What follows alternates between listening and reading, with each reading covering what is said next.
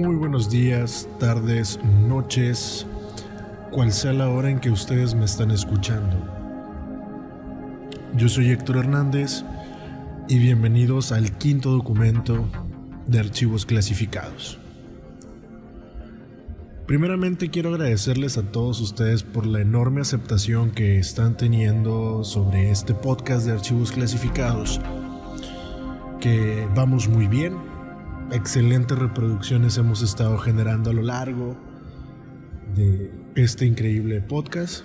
Estoy muy contento de verdad con todos ustedes y quiero agradecerles a cada uno de ustedes por este increíble recibimiento que me dan, que ya son 5 podcasts. La verdad estoy muy feliz y el día de hoy es un programa no especial, pero vamos a decir que es un podcast el cual no he preparado. Estaba a punto de dormir y me dije, vamos a ver qué podcast vamos a grabar. Mientras estaba pensando qué podcast era el que iba a grabar, porque tengo varios ya por grabar, me acordé que cuento con una serie de libros de miedo, terror, que en su mayoría no los he terminado de leer. Siempre empiezo uno y me quedo a medias.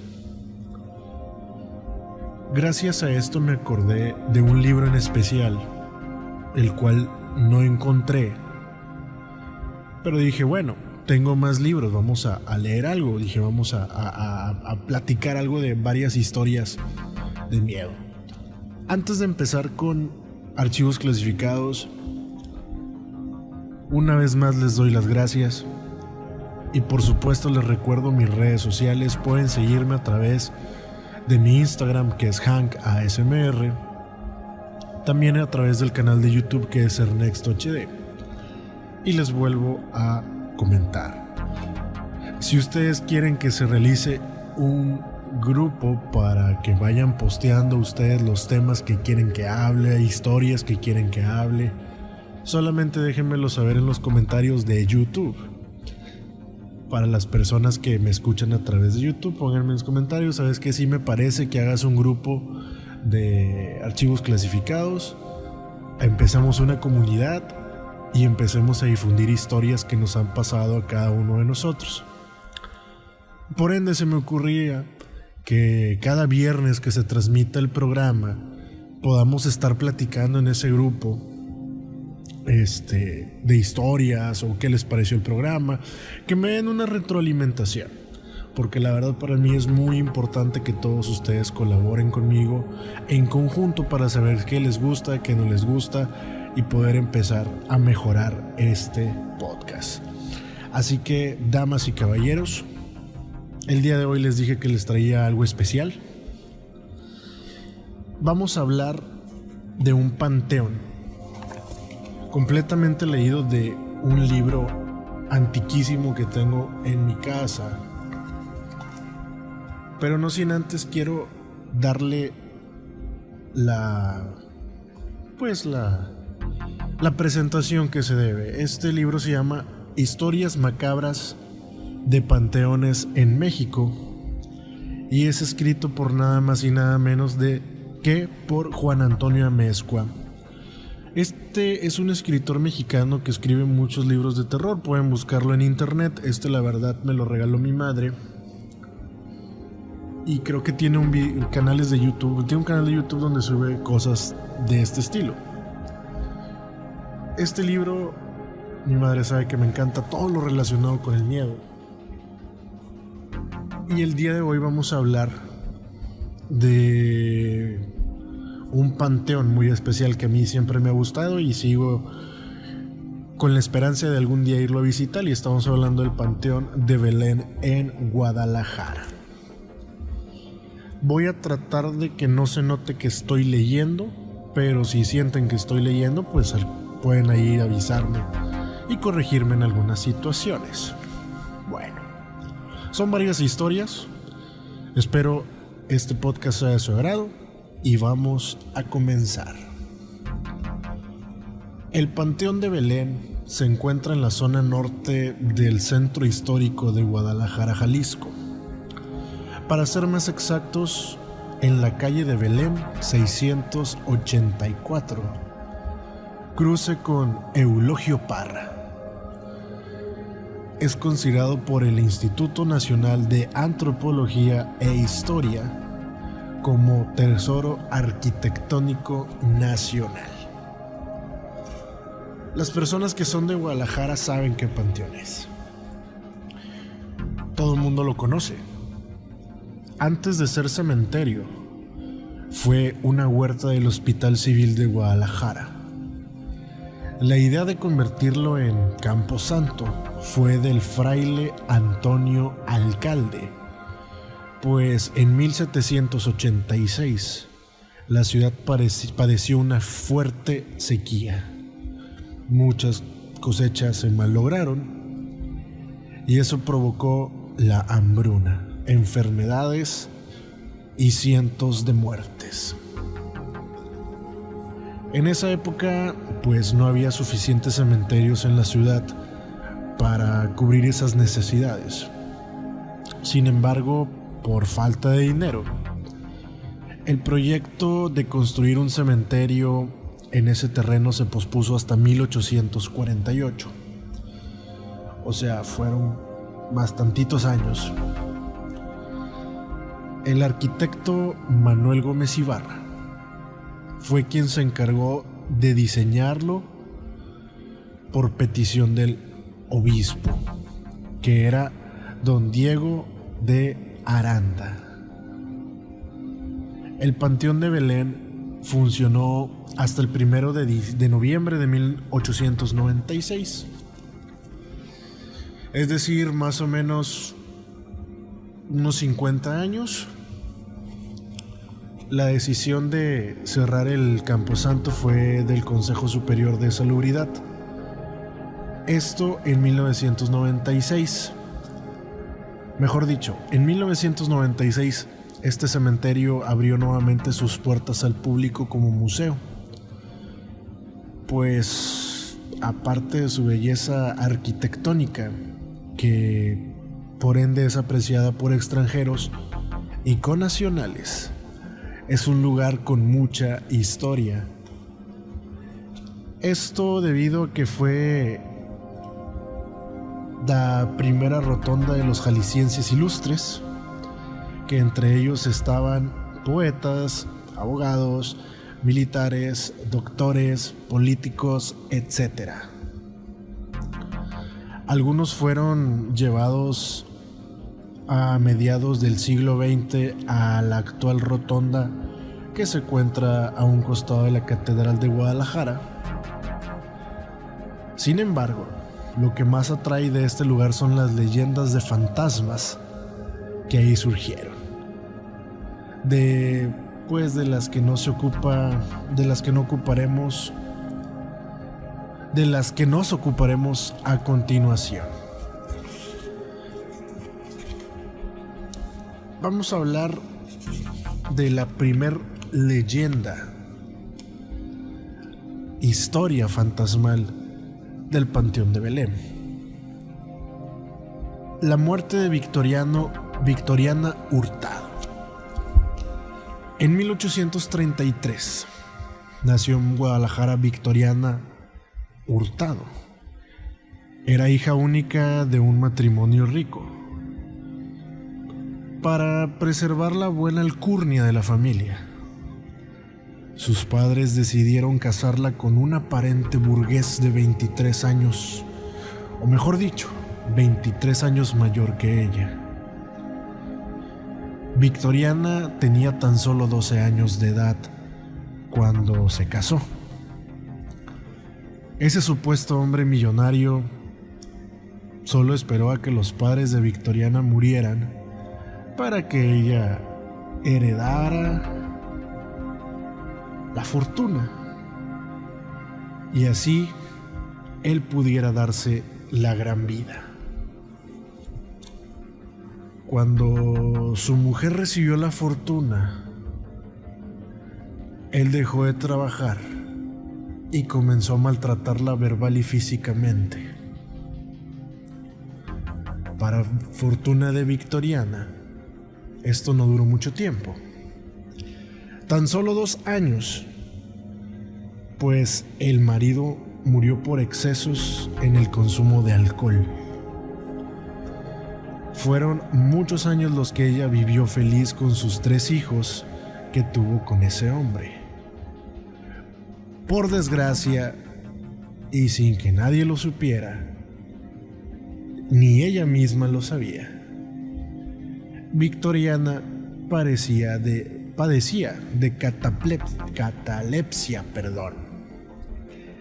la extraña enfermedad que provocó que una persona que está muerta, pero en realidad solo se encuentra profundamente dormida.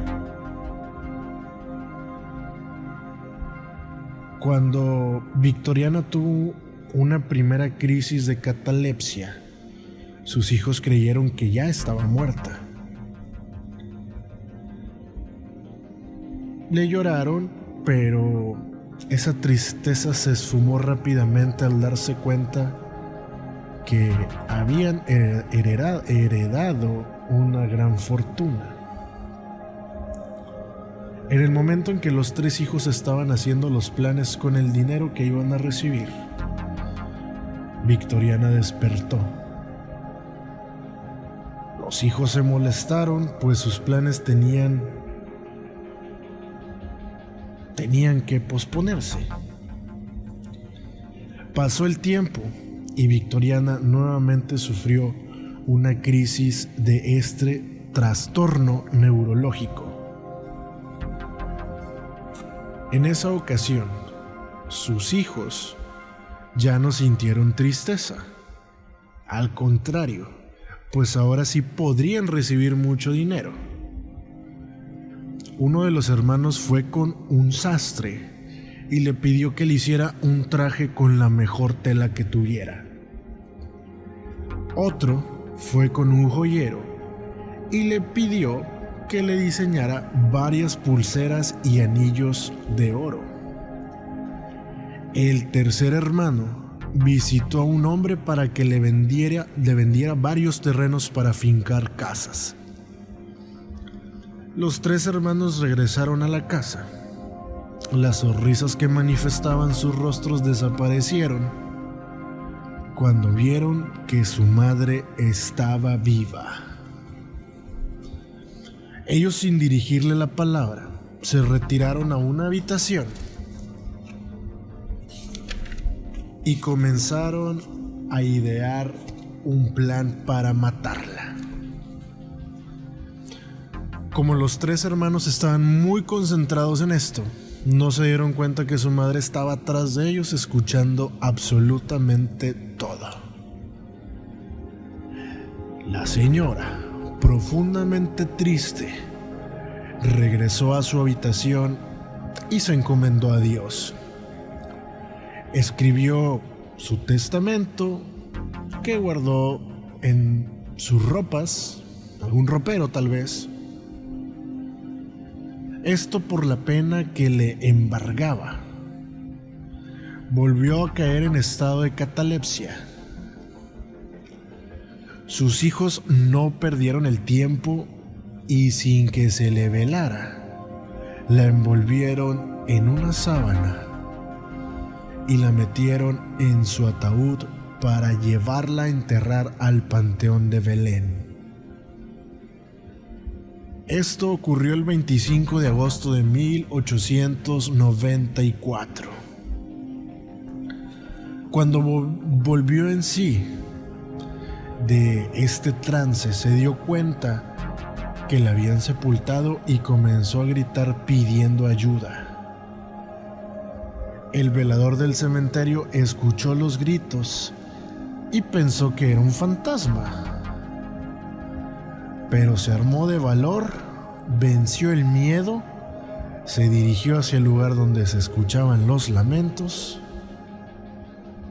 y cuando llegó al sitio iluminándose con una lámpara de petróleo, se dio cuenta que era la tumba de Victoriana Hurtado, la mujer que habían enterrado por la mañana, la cual él vio una mano ensangrentada que se reflejaba por la desesperación de romper el ataúd y excavar. Salía de la tierra sosteniendo un pergamino. En ese documento, Victoriana anunciaba que sus hijos la habían enterrado viva con tal de heredar sus bienes, pero que estos no serían para ellos, sino que por voluntad propia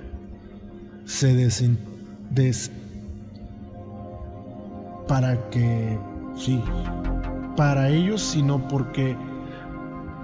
sino que por voluntad propia se destinarían para la caridad. Ay, disculpen mi léxico.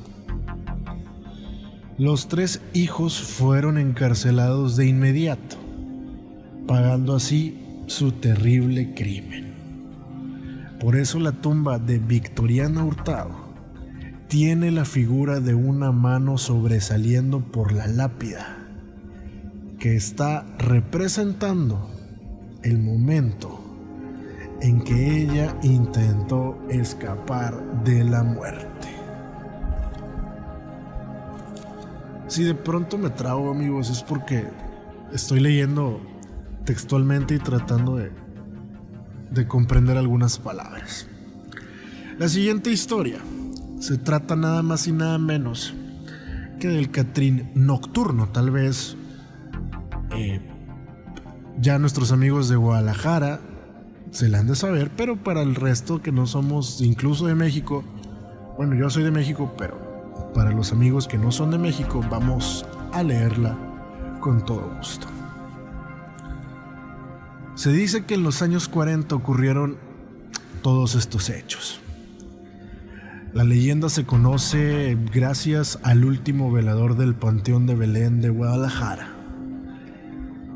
Vamos a llamarlo Gabriel, que a su vez le escuchó de labios de su protagonista, el que le precedió en su cargo del cementerio.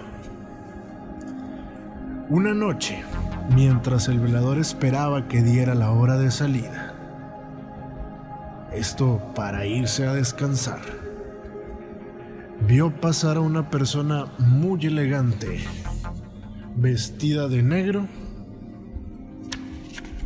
que salió de la cripta familiar de los Arévalo.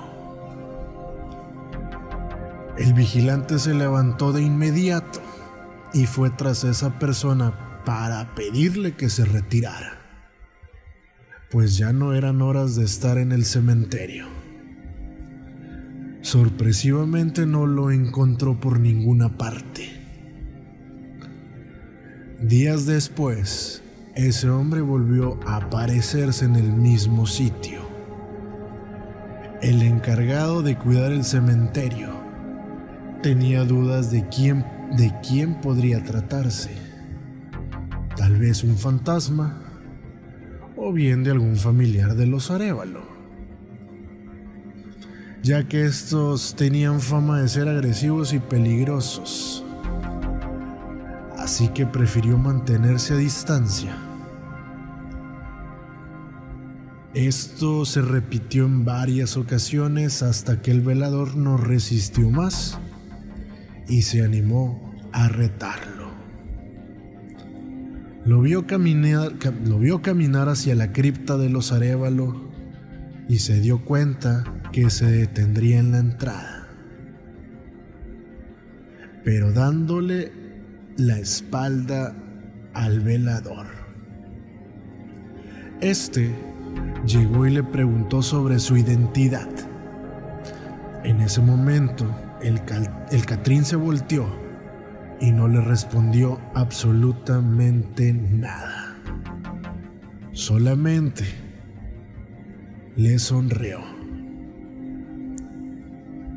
El hombre, al verlo, quedó completamente aterrado, pues asegura que vio al diablo y salió corriendo.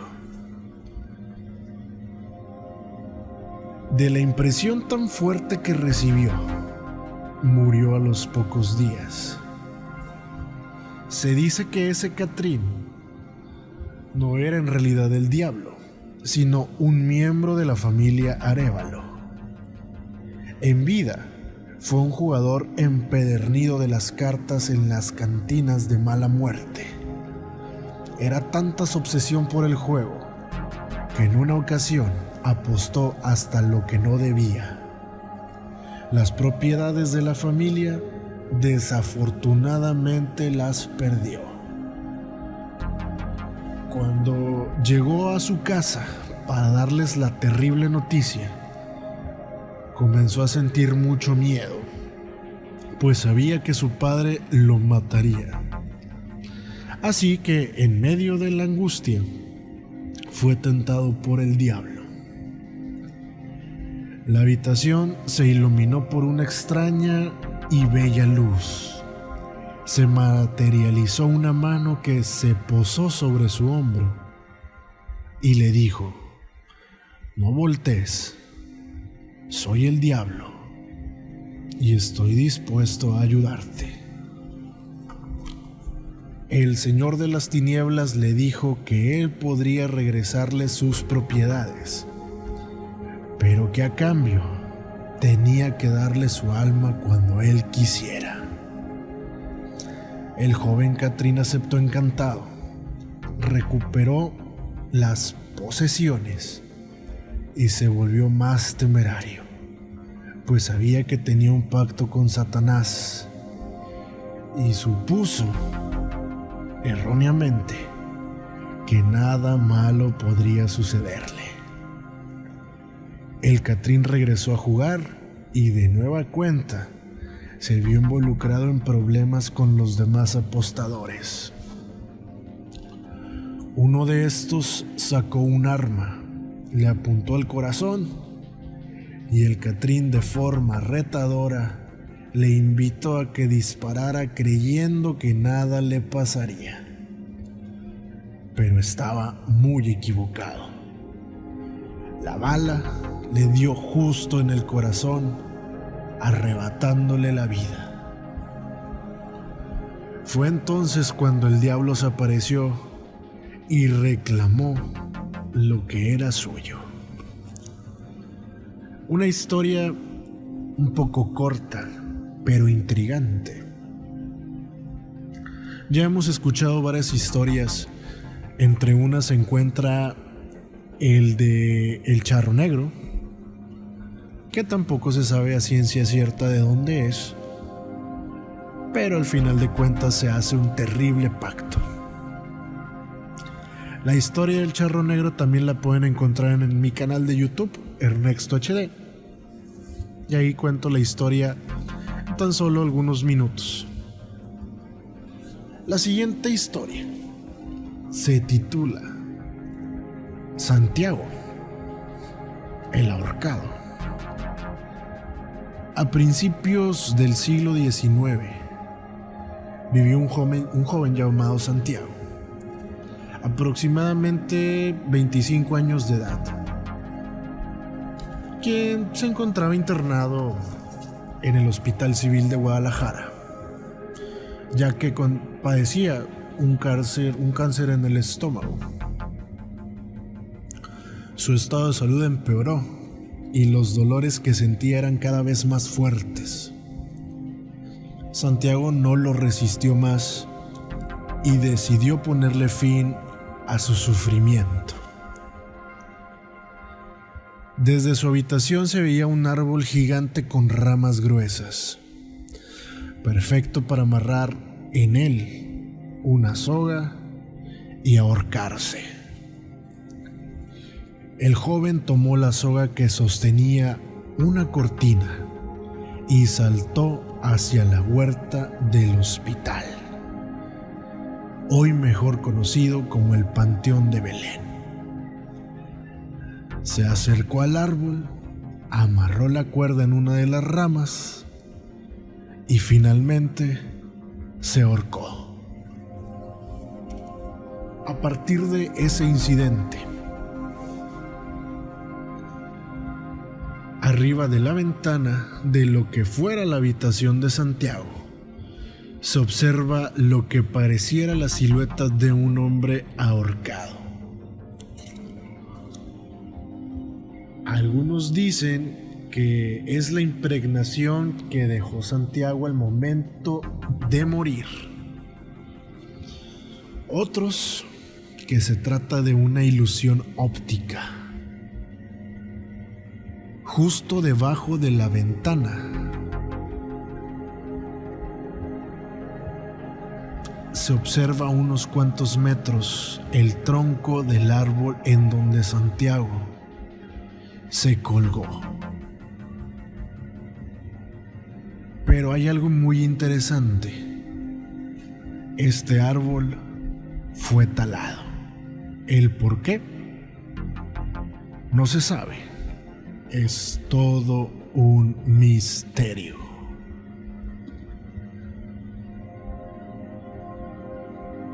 Hay otra historia que conozco, mas no me la sé al 100%. Y la titula El escritor. Un vampiro en Guadalajara. En 1880 llegó a Guadalajara un extraño hombre proveniente de Europa, conocido solo como el Conde Baldón. Se desconocía a qué se dedicaba o en dónde se hospedaba. Todo era un misterio en torno a este hombre. Solo se le veía caminar solitario por las noches. Tenía los ojos de color, piel blanca, barba cerrada. Vestía extrañamente con capa, sombrero y bastón. Poco tiempo después, comenzaron a registrarse muertes extrañas en todo Guadalajara. Sobre todo en el barrio del Carrizal, donde amanecían perros y gatos tirados en las calles, pero sin ni una gota de sangre en sus cuerpos. Más adelante ya no eran animales, sino personas. Ante el incremento de asesinatos, la gente comenzó a llamarle a esto la muerte seca. El temor por un extraño ser que drenaba por completo a sus víctimas provocó que la vida nocturna fuera completamente nula. Incluso las personas ya no salían después de las 7 de la noche. Se reunían con sus familias a rezar para que este monstruo desapareciera de Guadalajara. Una noche, cansados de estar viviendo con miedo, se organizaron varias personas y salieron a cazar al vampiro humano, que era así como le llamaban. Sabían quién era, así que salieron decididos a matarlo. En ese momento, el conde Baldón caminaba cerca del Panteón de Belén. Lo capturaron y lo llevaron al cementerio. Con una rama que estaba a la mano, improvisaron una estaca y se la clavaron directamente en el corazón. La primitiva pero eficaz arma atravesó por completo el cuerpo del vampiro. Después cavaron un hoyo y ahí lo metieron cubriéndolo con una losa de cemento. Con el paso del tiempo, esta rama echó raíces y creció un árbol un majestuoso árbol. Sus ramas terminaron por cubrir la tumba, pero se dice que si este árbol le arrancas una rama, brota sangre del vampiro.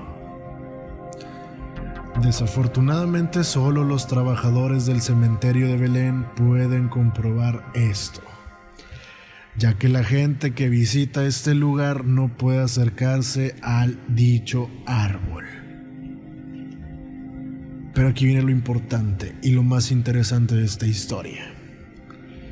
Se dice que en caso de que este fuera talado, se estaría liberando este ser y atacaría de nuevo. El vampiro de Guadalajara. Pueden encontrar las fotos en internet. Estas increíbles fotos donde se ve el árbol y se pueden percatar que es un gran árbol que sale desde la tumba. Me intriga mucho y algún día espero poder arrancar una hoja de ahí. La siguiente historia es una historia que a mí en lo particular siempre me ha llamado mucho la atención. Esta historia es muy, no triste, pero sí podría decirse que fue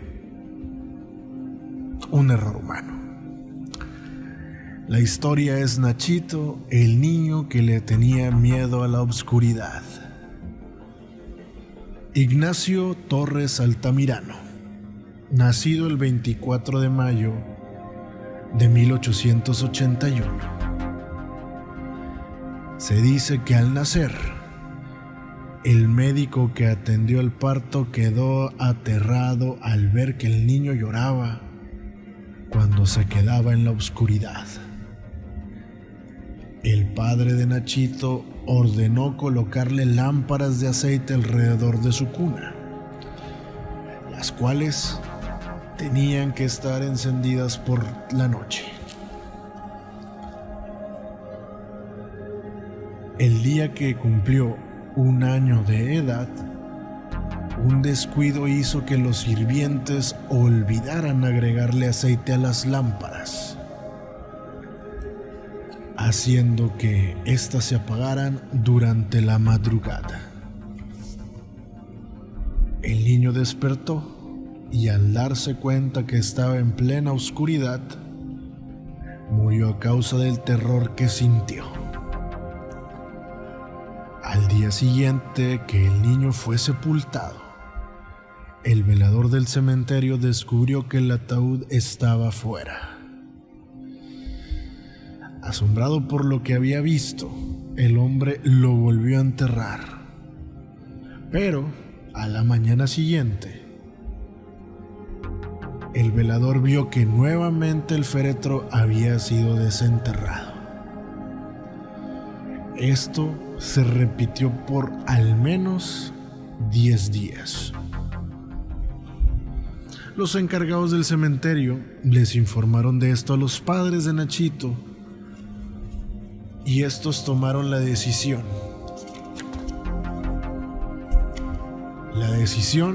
de hacerle una lápida especial.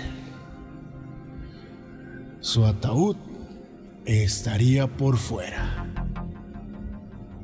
a la intemperie, rodeada de 4 antorchas que debían estar encendidas toda la noche. Además, la luz de la luna y las estrellas le darían esa iluminación extra que Nachito necesitaba en su vida. A partir de ese momento, surgió la leyenda de que en el Panteón de Belén se aparece el fantasma de Nachito. las personas que visitan su tumba, como un gesto de generosidad, le dejan juguetes, pulseras, pelotas, etc. Esto para que él juegue con ellos.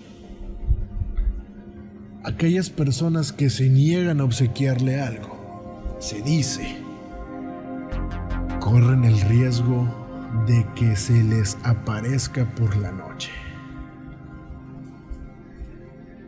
Nachito es una historia que a mí honestamente me perturbó. No le tengo miedo a la oscuridad, pero es una historia desgarrante, una historia de desesperación de cómo fue que murió Nachito.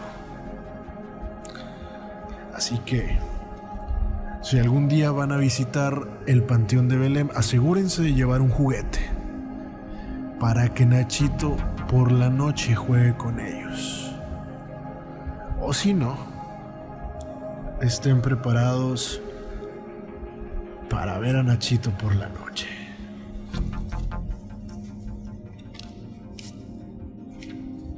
Y ya para terminar 6 historias del Panteón de Belém, quiero platicarles la historia de uno de los videos más famosos del Panteón de Belém. Sí, me refiero a la historia del monje del Panteón de Belém. En 1996 se grabó un video dentro del Panteón de Belém que le dio la vuelta al mundo. Y no era para menos, pues en él se observa a un enigmático ser con apariencia de monje cruzando por debajo de las escaleras del mausoleo central, ya que el mausoleo fue la primera rotonda de los jaliscienses ilustres. No es que esta persona estuviera en el cementerio buscando fantasmas, sino que quien grabó el video solo estaba grabando una sesión de fotos para una pareja de novios ya esposos. Los jaliscienses tienen la creencia que es de buena suerte tomarse fotografías dentro de este campo santo. Pero en el video se observa la pareja de recién casados sobre las escalinatas de este importante mausoleo.